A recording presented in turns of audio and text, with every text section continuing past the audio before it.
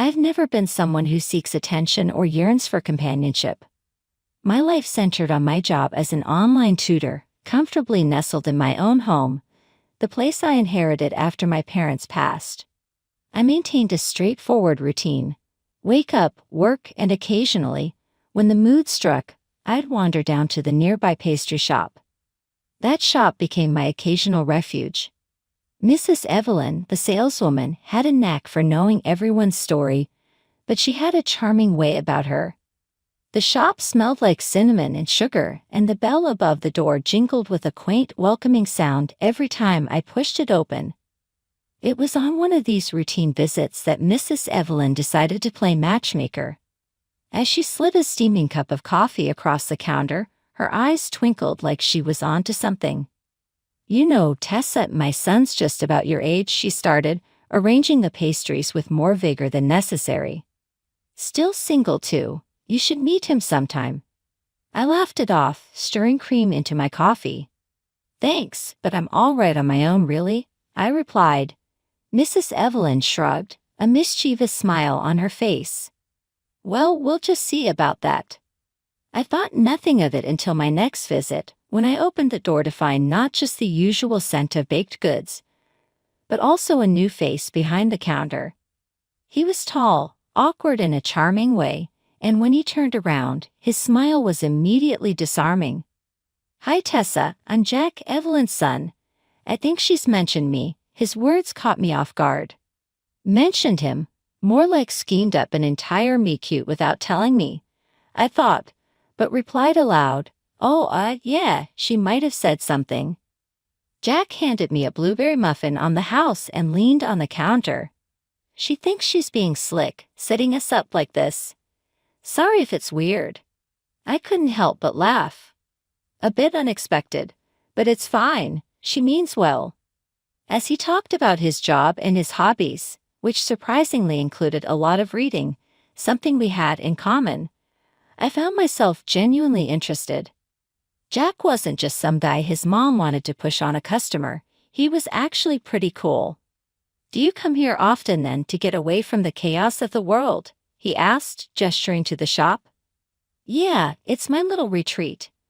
Good coffee, better pastries, and now apparently decent company," I said with a smirk. Jack grinned, clearly pleased. "Decent.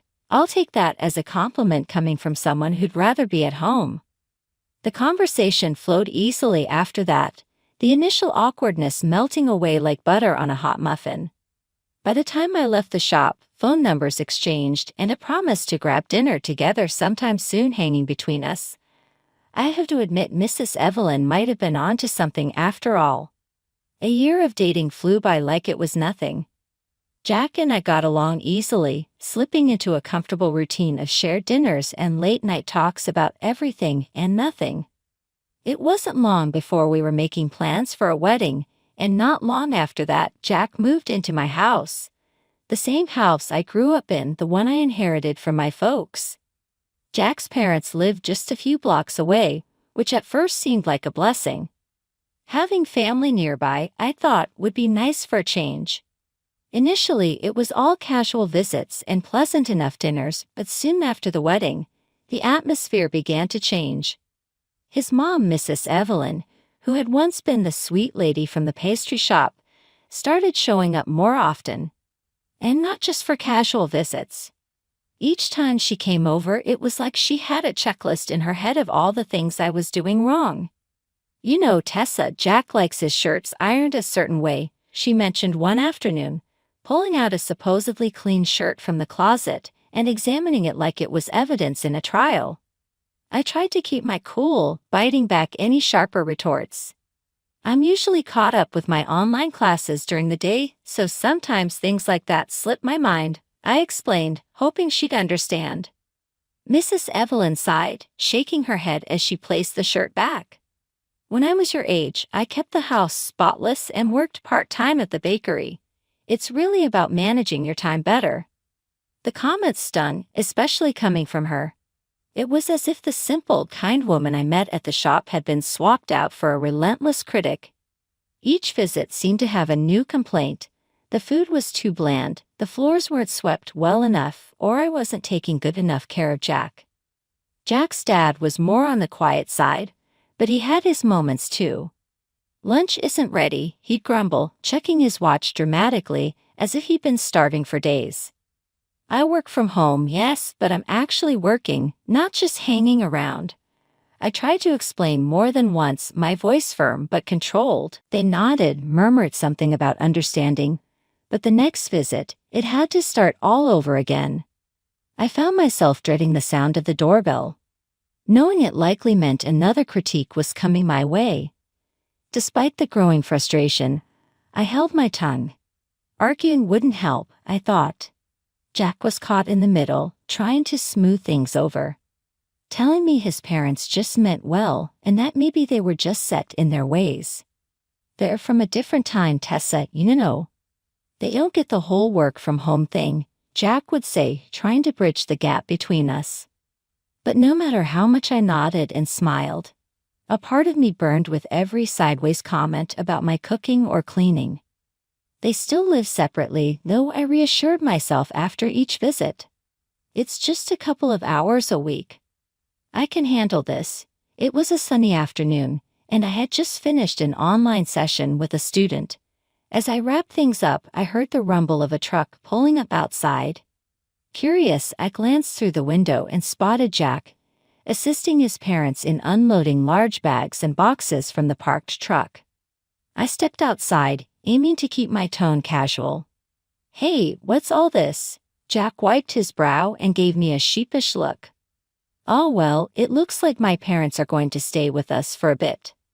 "A bit? What does that mean, Jack?" I asked, my voice rising despite my attempt to stay calm. "It's just temporary, Tessa," he said quickly, almost tripping over his words. "Their house is being rented out for extra income.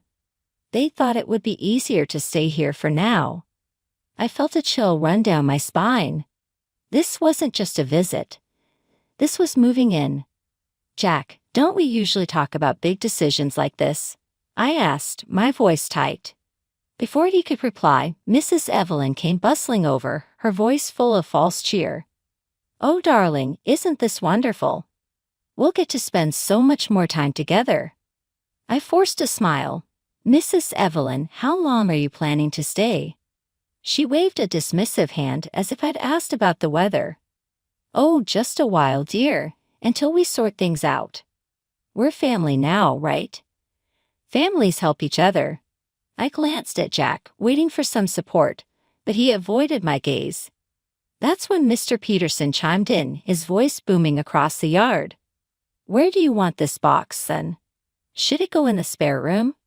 They had it all planned out, and from the looks of it, my opinion didn't matter. It's been literally a few days. My home no longer felt like mine. Mrs. Evelyn took over the kitchen, criticizing every meal I made. "You need to add more salt, Tessa, and this meat is all wrong. Jack likes it tender." I clenched my fists, counting to 10 in my head before responding. "I've been cooking for Jack just fine, until now, Mrs. Evelyn." I seethed and shook her head, muttering about young people not knowing how to take advice. Then there were the comments about the house. "You really should clean more often, Tessa," Mrs. Evelyn would say, running her finger along the shelf and inspecting the dust. "In my house, you could eat off the floors." Jack, for his part, was stuck in the middle. He'd come home from work to find us at odds and sigh. "Can't you two just get along? She's trying to help by taking over our lives." I'd shoot back, frustration boiling over. Every day was a struggle. I felt like I was losing bits of my home and myself with each passing moment. The tension was palpable, the air thick with unspoken words and stifled anger. I loved Jack, but living with his parents under my roof, with their constant critiques and disregard for my boundaries, was becoming unbearable. Every day started the same since Jack's parents moved in. The shrill alarm of the old clock they brought with them would pierce the quiet of dawn, signaling the start of what felt like a marathon. Before I could even sip my morning coffee, Mrs. Evelyn would already be bustling around the kitchen, a storm dressed in an apron. "You're up late today, Tessa," she'd comment, as if 7 o'clock a.m. was noon. I'd mumble something about having a late session the night before and brace myself for the avalanche of tasks she deemed necessary to start the day. One particular morning, as I tried to prep for an online tutoring session, Mrs. Evelyn barged into my makeshift office with a laundry basket full of clothes that apparently needed urgent washing. "Here, do these next, and make sure you separate the whites. It's time," she instructed, her voice leaving no room for argument. I bit back my frustration. "Mrs. Evelyn, I've got back-to-back sessions today." "Can it wait?" She planted her hands on her hips, her favorite stance for lectures. "This will just take a minute. Priorities, dear." "You can teach any time, but this is my job," I countered, my voice rising despite my resolve to keep calm. "I have students waiting," I shrugged, unfazed. "They can wait a few more minutes." Family first, right? It was always like this, her needs and routines overshadowing mine. I felt overwhelmed by the never-ending chores and the constant criticism that surrounded me every day. Jack, unfortunately, wasn't much help. Each morning he'd rush off to work after a quick goodbye kiss, leaving me to face the challenges of the day with his parents all by myself. Lunchtime became yet another hurdle I had to overcome. If it wasn't Mrs. Evelyn criticizing the saltiness of the soup, it was Mr. Peterson complaining about the timing. "It's past noon and lunch isn't ready," he'd grumble, checking his watch like it was a countdown to some catastrophic event. I'd clench my teeth, forcing a smile. "It's almost done, Mr. Peterson. Just a few more minutes, it should be on the table by now." Back in my day, we had schedules, he'd mutter. His words edged with a bitterness that soured the food even before it hit the table. One day, fed up with the mounting pressure, I snapped. It was a Tuesday, nothing special about it except for my patience wearing thinner than the slippers Mrs. Evelyn insisted I wear inside. "I'm not here to be your maid, and this kitchen isn't a restaurant," I said firmly to Mrs. Evelyn, who was peering over my shoulder while I chopped vegetables. "It's overwhelming trying to balance all of this with my job," I added, feeling the pressure of the situation. Mrs. Evelyn seemed taken aback, as if my words had caught her off guard. "I'm just trying to maintain some standards in my son's home," she retorted, her voice sharp and cold. "It's my home too," I shot back, slamming the knife down on the cutting board. "And I can't do everything around here. I'm working too, remember." Jack walked in right then, his timing as impeccable as ever. "What's going on here?" he asked, looking from his flustered mother to me. I shook my head, too weary to explain again. "Ask your mother," I said, leaving the kitchen and the mounting pile of grievances behind. Everything took a sharp turn downhill when Mrs. Evelyn decided to quit her job at the bakery. She said she was tired and figured she'd be more useful around the house, helping out. If only that were true. Instead, her idea of helping was bursting into my home office during an online tutoring session and yelling that it was time to start cooking dinner. It was mortifying. "Are you going to start on dinner, Tessa? It's getting late and we're all hungry," she bellowed one afternoon, not caring that my microphone was on and my students could hear everything. "I'm still working. Can we talk about this later?" I managed to say, but she just waved her hand dismissively and walked out, leaving me to apologize to my students and try to regain my professional composure. Then there was Mr. Peterson, who seemed to think I just played on the computer all day. "I don't see why you're always so busy," he'd grumble. "Looks to me like you're just tapping away at games." "It's not games, it's my job." I'd snap back, sharper than I intended. "This is how I earn our living now." That's right, our living. Because 3 months into this new family arrangement, Jack came home in the middle of the day looking like he'd lost a fight. "I got laid off, Tessa," he confessed in a hushed tone, checking to make sure his parents weren't around. "Please don't tell my folks yet. I don't want to worry them." So there I was, the only one bringing in any money, trying to cover all our expenses on just my tutor's salary. Bills piled up, and there was never enough to go around. One evening, I sat down with Jack and his parents to try to address the elephant in the room. "We need to talk about finances," I started, my hands clenched in my lap to stop them from shaking. "I'm the only one earning right now, and we're struggling to keep up with the bills." Mrs. Evelyn and Mr. Peterson looked at each other, then back at me. "But Jack's working, he can cover it," Mrs. Evelyn said, her voice full of misplaced confidence. Jack shifted uncomfortably beside me. "Actually, Mom, that's not true. I lost my job." The room went silent. Mr. Peterson coughed. "You what? Why did you tell us?" Jack mumbled, staring at his hands. I took a deep breath and plunged ahead. "We can't cover everything on my salary alone. I was thinking maybe you could help out, contribute half the rent of your house to the family budget." Their reaction was as if I'd suggested something outrageous. Mrs. Evelyn's eyes narrowed. "Why should we? You have a job, you should be able to handle it. Jack always took care of things before." I was at my breaking point. "But I can't now, it's too much and I need help." Jack put a hand on my shoulder. "Maybe just give me some time to find a new job, okay? I'll sort it out." I nodded, more out of exhaustion than agreement. Every day felt like wading through quicksand. The harder I worked, the deeper we sank into debt. It was during one of our usual tense dinners when Mrs. Evelyn casually threw out their latest extravagant plan. She waved a glossy travel brochure at me, her eyes glinting with excitement. "We're planning a little getaway, 2 weeks in Spain. So, darling, would you prefer a scarf or a shell as a souvenir?" I stared at her, my fork halfway to my mouth, completely thrown off. "A vacation now," I managed to say. "Oh yes," she gushed, her enthusiasm undammed. "And we were wondering if you could chip in a little, just $2,000 for some pocket money. It's nothing too much, right?" I slammed my fork down, my patience finally giving way.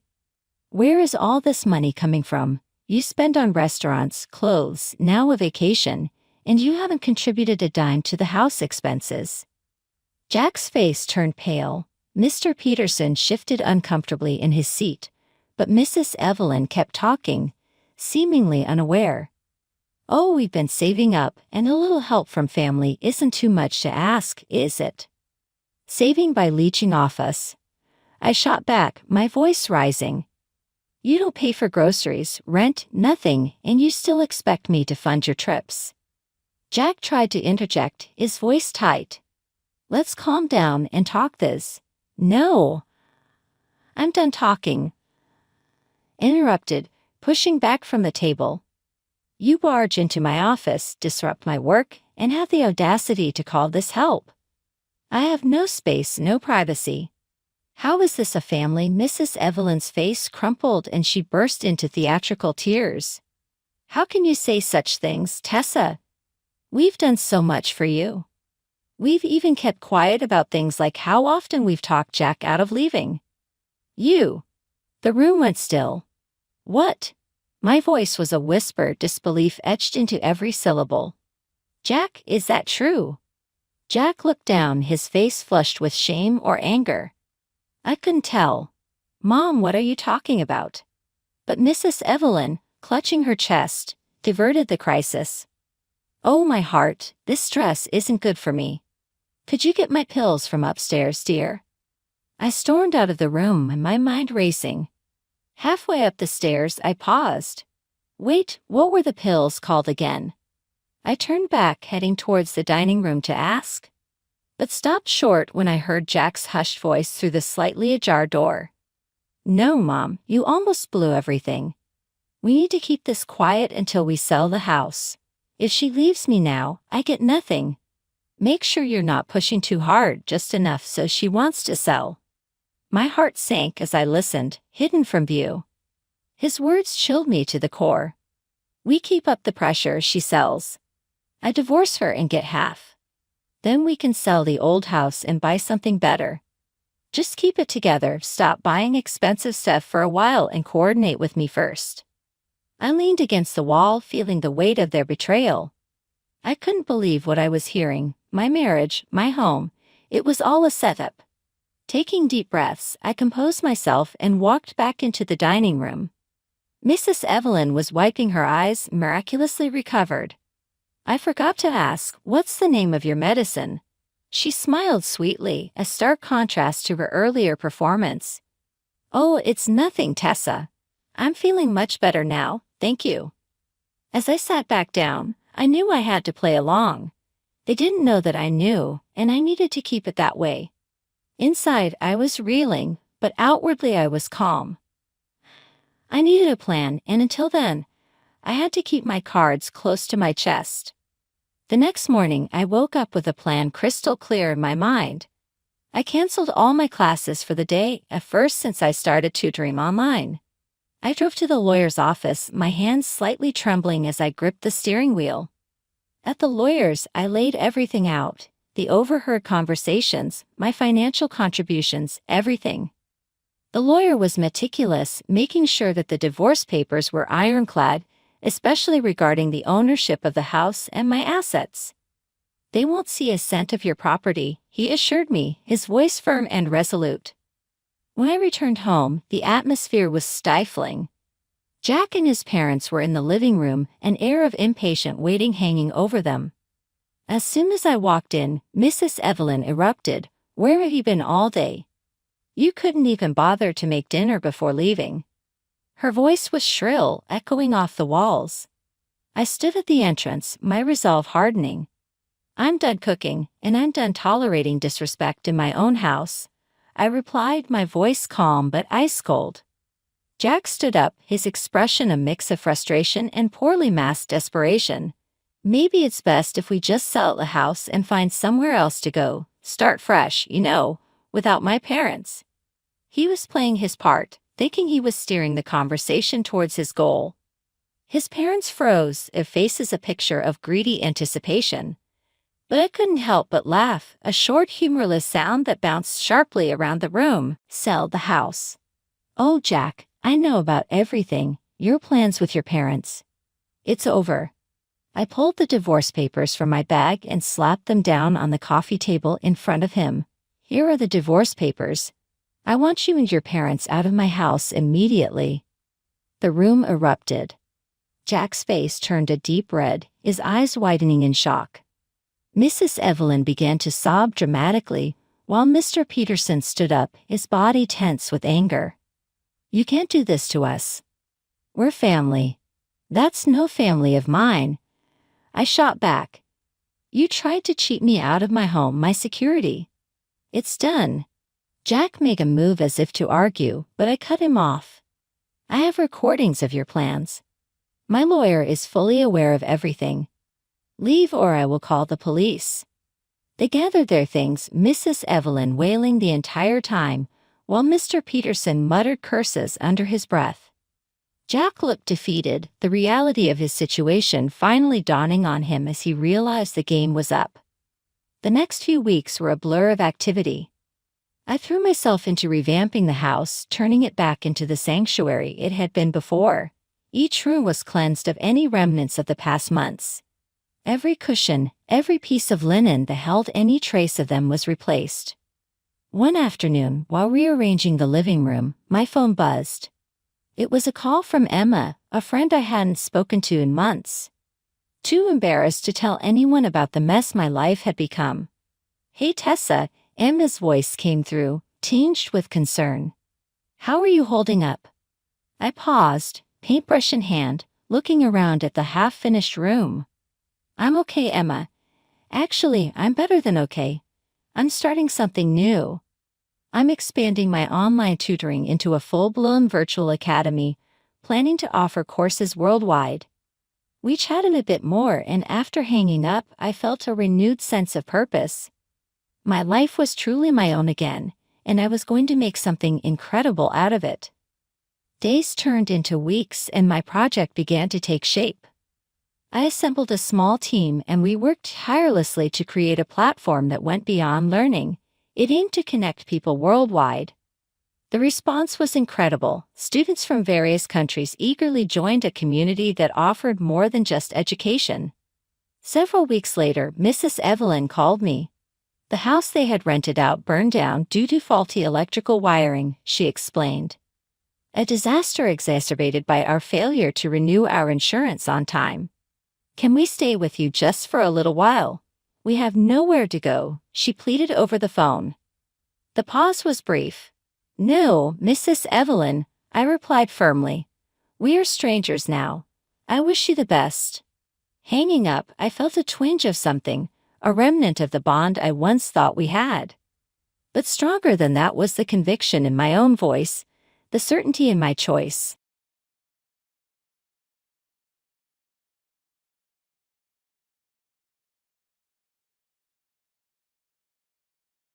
The evening air felt heavier as I pushed open the door to our modest living room, the familiar scent of home now laced with the tension of the unknown. Dean? My voice, steadier than I felt, cut through the silence. No answer. The house seemed to hold its breath as I moved towards the kitchen, the heart of our daily life, now the stage for a revelation that would shatter everything.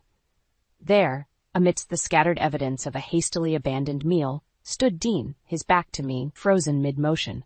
Beside him, Alara, my once trusted friend, her face a poorly masked tableau of guilt and defiance. The scene before me, stark and unambiguous, rendered words unnecessary, yet I found myself demanding, how long? Dean's turn was slow, his usual confidence replaced by a look I couldn't decipher. Cadence, he started, but the weakness in his voice only fueled my growing storm. Alara spoke next, her tone brazen. Why act so surprised, Cadence? You must have seen this coming. Her words, sharp and reckless, aimed to wound. The pain of betrayal, deep and acute, threatened to overwhelm me, but I stood my ground. You were my friend, Alara, and you, I turned to Dean, you took vows. Our son, our family, do they mean nothing to you? Dean's attempt at justification fell flat, his excuses sounding hollow even to his own ears. It's not what you think, Cadence. We just found comfort in each other? I finished for him, my voice cold, my heart colder. And you thought I wouldn't find out? Thought I'd just accept this? The confrontation, charged with betrayal and hurt, laid bare the fissures in our lives. Dean, struggling to articulate his rationale, and Alara, defiant in her role as the other woman, represented everything I had to fight against. This was not just a personal betrayal.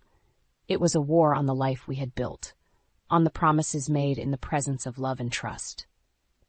As I stood there, facing the two people who had jointly dismantled my trust, my resolve hardened. This was not the end of my story, but the beginning of my fight. For my dignity, for my son, for the life I deserved beyond the shadows of deceit. I want you out, I said finally, my voice steady, my decision irrevocable. Both of you, tonight. Dean's protest was weak, Alara's silence a confirmation of her guilt. As they gathered their things, the weight of the moment settled on me. This was not just a confrontation. It was the first step towards reclaiming my life, towards a future where I no longer played the part of the unsuspecting victim. The door closed behind them with a finality that echoed through the empty house. Alone, yet unbroken, I knew the path ahead would be fraught with challenges. But for the first time in a long time, I felt a flicker of something powerful within me. A determination to rise from the ashes of this betrayal, to forge a new path on my terms. And so, amid the ruins of my fractured life, I began to plan. For justice, for revenge, for a new beginning. The journey ahead would be long, but I was ready. The morning after Dean and Alara's departure, the house felt eerily silent, a void filled with echoes of the confrontation. The silence, however, was a canvas for my determination, a stark reminder of the betrayal and the need for action. I started the day with a purpose, reaching out to Lara, an old friend, and the one person I knew who could help me navigate the legal intricacies of what lay ahead. Lara, it's Cadence. I need your advice, legal advice. Her response was immediate, a testament to our enduring friendship. I'll be there in an hour. We'll figure this out together. As I waited, I couldn't help but replay last night's events, not with sadness, but with a growing sense of empowerment. By the time Lara arrived, I was ready, armed with the facts and fueled by a resolve to seek justice. Lara's expertise was invaluable. First, we secure your financial stability and custody of your son. Then, we address the betrayal. Dean and Alara cannot just walk away from this unscathed. Her plan was meticulous, a blend of legal strategy and personal vindication. We'll start by freezing the joint accounts and filing for sole custody. As for Alara, it's time she learns actions have consequences. The strategy session turned into action quickly. Lara's connections expedited the legal proceedings, and within days, Dean found himself confronted with the reality of his choices. "You can't do this, Cadence. You're destroying everything." His voice, once confident, now pleaded over the phone.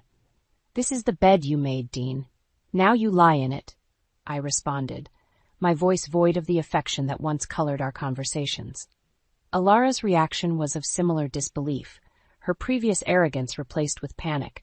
"Cadence, please, let's talk about this. We can find a way to make things right. There's nothing left to discuss. You both made your choices, and now you face the consequences," I replied, the finality in my voice mirroring the closure I sought. With Lara's help, the legal battles were swift, leaving Dean and Alara reeling from their losses. But revenge was not solely about legal victories. It was about reclaiming my dignity, about showing that betrayal of trust comes at a price. The community's reaction only added to their downfall. Friends and neighbors, once mutual confidants, sided with me, their disdain for Dean and Alara's actions evident in their support and the isolation that followed for the two of them. As the dust settled on the legal confrontations, a new sense of peace began to take root within me. The betrayal that once threatened to define my existence now served as a catalyst for my transformation. I was no longer the victim, but the architect of my destiny, a woman reborn from the ashes of deceit. With the legal battles behind me, the victory felt hollow. The community's support, while comforting, couldn't fill the void left by Dean's betrayal. It was time to rebuild, to focus on my son and the future we deserved. Yet, the shadow of vengeance lingered, a reminder that justice served did not equate to wounds healed. My resolve was tested when I encountered Dean at a mutual friend's gathering. His presence, once familiar and comforting, now sparked a tumult of emotions. "Cadence," he began, his voice tinged with regret.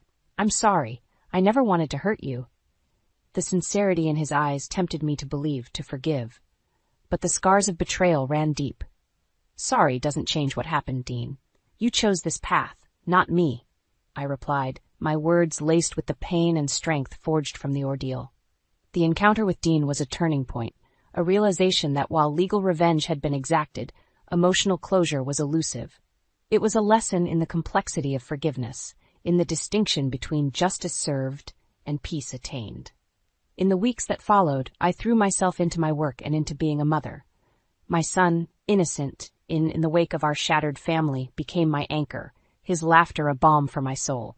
Through him I saw the possibility of a future unmarred by the past, a life rebuilt on the foundation of resilience and love. Yet, the journey of healing was not without its challenges. Alara, undeterred by her fall from grace, sought redemption in the eyes of those who had turned their backs. "Cadence, can we talk?" Her message read, a plea for understanding, if not forgiveness. The decision to meet her was not easy. Face to face, the woman who had been my friend, then my betrayer, now sought my mercy. "I was wrong," she admitted, her eyes reflecting the weight of her choices. "I've lost everything, but I've learned. I'm truly sorry."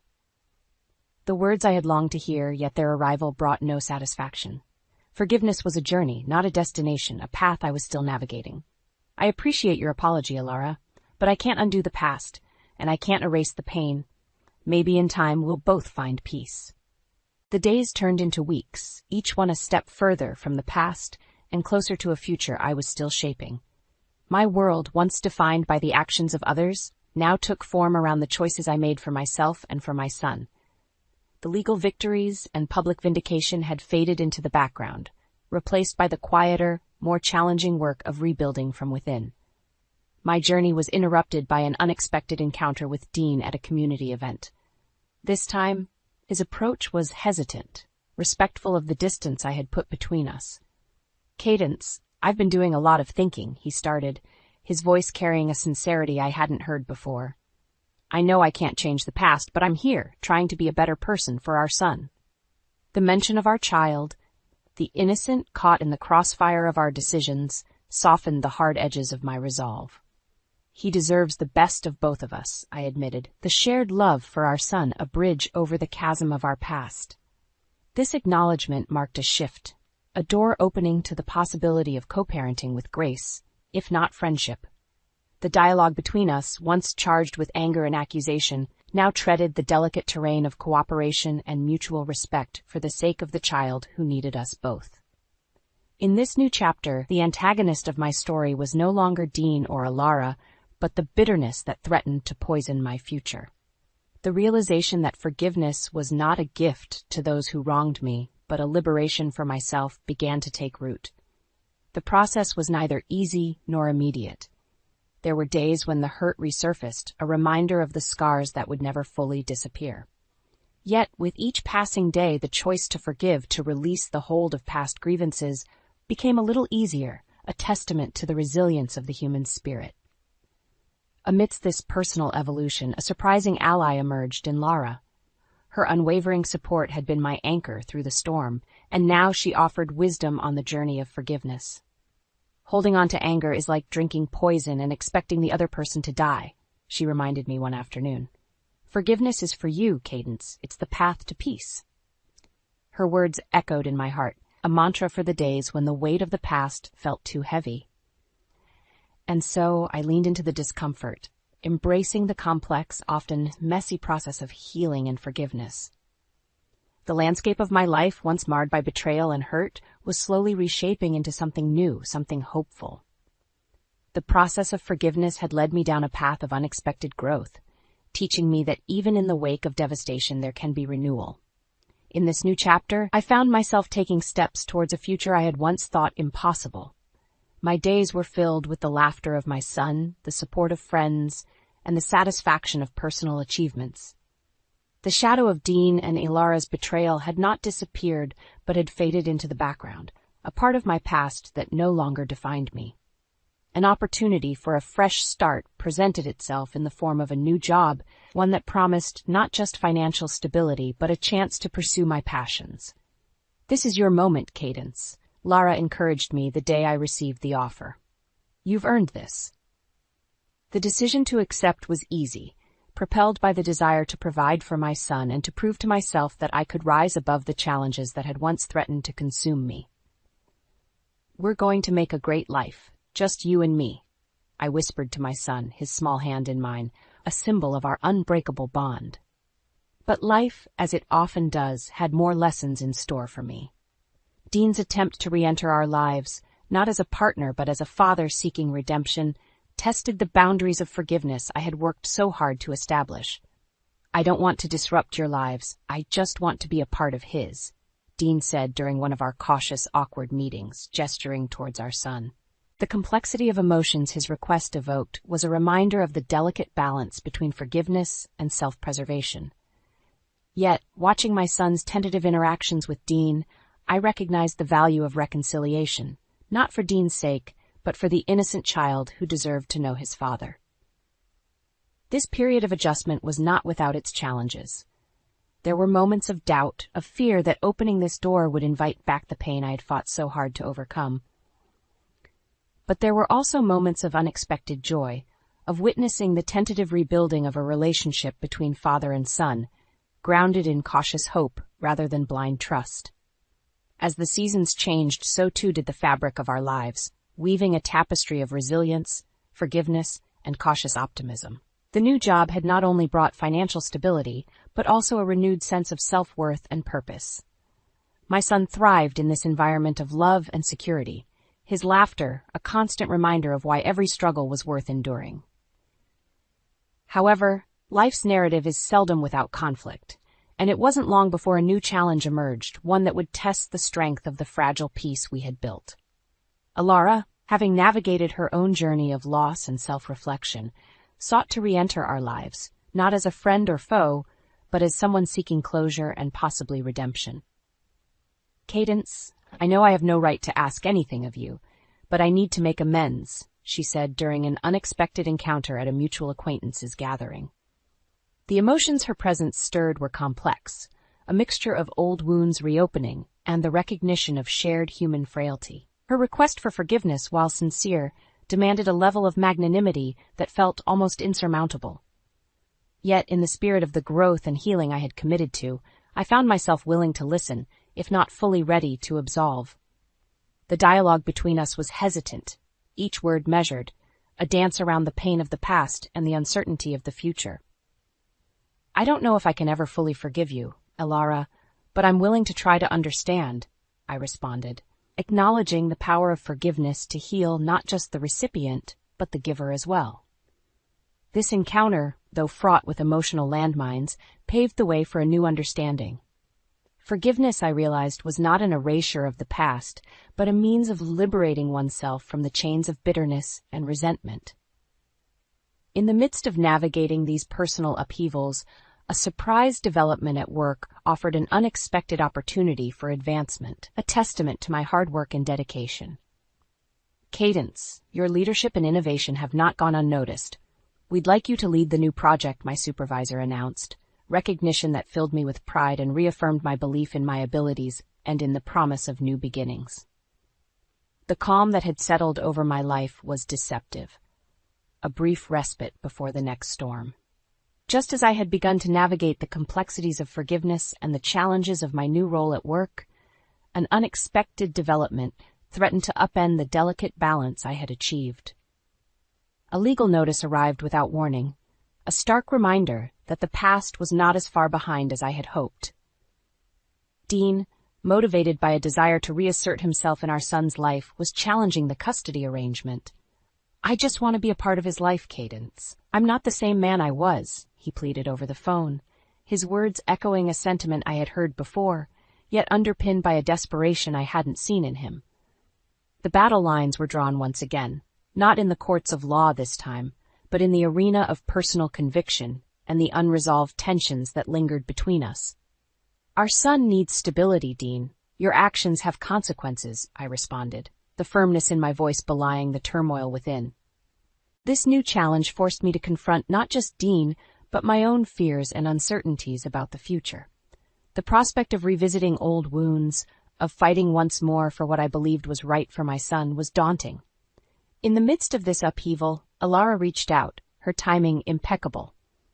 "I know we've had our differences, Cadence, but I'm here if you need someone to talk to," she offered, a gesture that, months ago, I would have dismissed outright.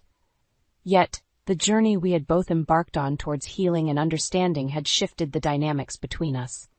"Thank you, Elara. I appreciate that," I found myself saying, surprised by my own willingness to accept her olive branch. As the days passed, the tension surrounding the custody challenge grew. Meetings with lawyers and mediators became a routine part of my life, each encounter with Dean a test of my resolve and a measure of how far we had both come, and how far we still had to go. The dialogue between us was fraught with the weight of our shared history, each word a testament to the complex web of emotions that bound us. "I'm not trying to take him away from you, Cadence. I just want to be a part of his life," Dean insisted, his plea a mix of sincerity and desperation. The resolution, when it came, was not a victory for one side or the other, but a compromise, a mutual agreement to put our son's needs above our own grievances. "We'll make it work for his sake," I conceded, recognizing the value of co-parenting in a way that provided our son with the love and support of both his parents, even if from a distance.